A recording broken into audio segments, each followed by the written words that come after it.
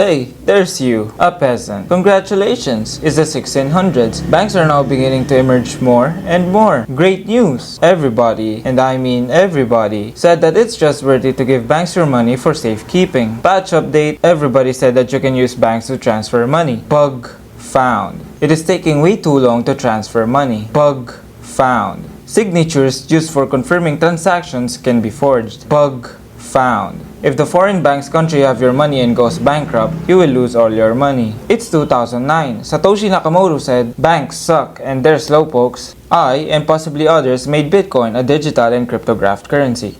Hey, yeah? What's Bitcoin?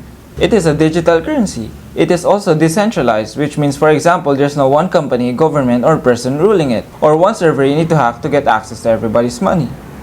Is it safe? Not for the earth. Bitcoin actually has zero value. It is only consensus that it has value.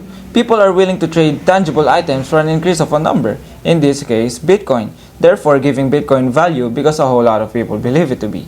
Hey, where's the safe part? Not for the earth. Bitcoin is a digital currency that lets people exchange money electronically as easy as you can possibly think of. Just how easy? As easy as you can possibly think of. To start sending money, you will need to use what's called a crypto wallet app. Enter the receiver's Bitcoin address, the amount you want to send, and then send. Wait a minute. You're a newly introduced way of transacting money. How are you possibly secure? That's the thing.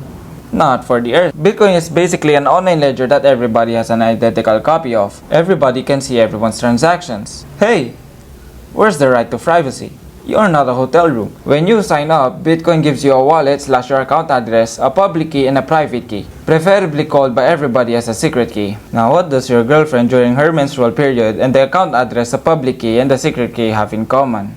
They are completely random, except of course the three are cryptographic hashes. Hey, what's a cryptographic hash? According to its technical definition, a cryptographic hash is a coded value of numbers and letters. Suppose we use the cryptographic hash function SHA-256, which is the cryptography way used for Bitcoin to make Bitcoin secure. We enter text as our input and we have our hash. Small differences in input give a comically large difference in output. But that's only the hash. Where's the cryptographic part about that? It is irreversible. There is no known SHA-256 hash decoder or decryptor. The only possible way to reverse formula a SHA-256 hash is nothing. How is it irreversible? SHA-256 uses 256-bit encryption, that means 256 ones and zeros of binary. That is 2 to the 256 possible number of combinations. Just how big is that number? Compare that to your mother. When you sign up to Bitcoin, you're given account address, public key, and secret key are SHA-256 hashes. When you sign up, a 256-bit binary number, meaning 256 digits of ones and zeros, is drawn. And from the hash of the 256 digits is mathematically derived to get your account address, public key, and secret key. What's the use of all that? Bitcoin is an online ledger. Everybody processes everyone's transactions. Instead of having your own private accountant validate and process your transactions, everybody will publicly do it for you. So how does it work? Since Bitcoin is an online ledger, instead of having your transactions be done privately, you instead broadcast it to the entire network. Say you want to send 1 Bitcoin to Kwandali. You then broadcast to everyone that you sent 1 Bitcoin to Kwandali. You then include your signature, and then you have sent 1 Bitcoin to Kwandali.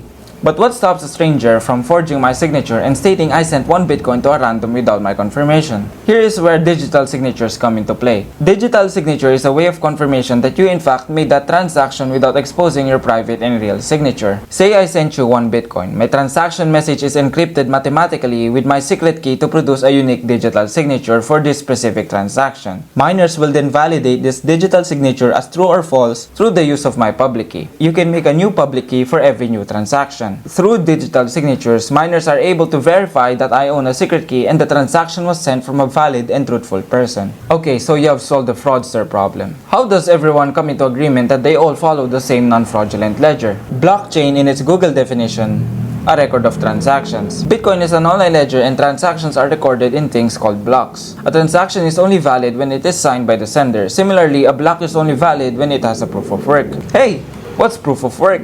Proof of work is a special number that a 256 bit of ones and zeros is set to a specific condition. Bitcoin can only hold 2,400 transactions per block. After the 2,400 transaction, Bitcoin creates a mathematical problem where the binary of the proof of work starts with a specific condition. Say the 256 bit of ones and zeros of the hash of the proof of work has to start with 30 zeros. Miners around the world would then compete in computer solving power to find the number that is fit for this specific condition. The first miner to solve the mathematical problem created by Bitcoin will then get rewarded some Bitcoin out of thin air. That is called block reward. That reward for solving a mathematical problem halves every 210,000 blocks, or roughly every 4 years, starting from 50 Bitcoin back in 2009. The block reward is given as thanks for completing a block, fulfilling the transactions, and continuing the blockchain. The time it takes for complex mathematical problems given by Bitcoin that computers around the world have to solve is set to 10 minutes. The immense computational and complex mathematical work that many computers around the world have to partake in to solve is 10 minutes. That's the whole world solving a mathematical problem, but it still takes 10 minutes. Why is this immensely complex mathematical proof of work necessary? Because it requires immense computational power to solve. Proof of work prevents fraudulent transactions. If you were to hypothetically change one transaction of a block so that it conflicts with the records of others, you will need to change every previous and future cryptographic hashes, edit previous and future blocks,